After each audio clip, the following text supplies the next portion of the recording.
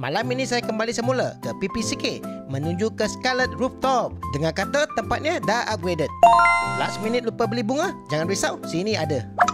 Oh, nampaknya sekarang ada dua pilihan candlelight, yang standard dan juga yang upgraded candlelight royal. Dahsyat ni, hari biasa pun penuh. Meriah betul sini. Rupanya candlelight royal settingnya di atas. Lagi cantik, more privacy. Walaupun busy kat bawah, servis sini agak laju. Menu yang saya order, Soul Crunch Chicken Burger dan juga Golden Buttermilk Chicken Linguine bersama Strawberry Pineapple dan Blueberry Mocktail. Mushroom soup was good. Sudah pasti bukan dimasak dari jenis powder. Alamak, sedap ke ni? Walau, Golden Buttermilk Linguine ini terasa macam comfort food yang memeluk jiwa. Ayamnya rangup, sosnya pula cukup sempurna.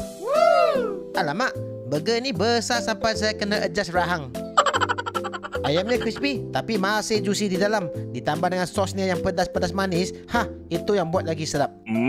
Mana tak tua, setahun sampai 3 kali birthday. Akhir kata, saya memang highly recommended tempat ini bagi yang hanya nak datang makan-makan ataupun menyambut apa-apa celebration.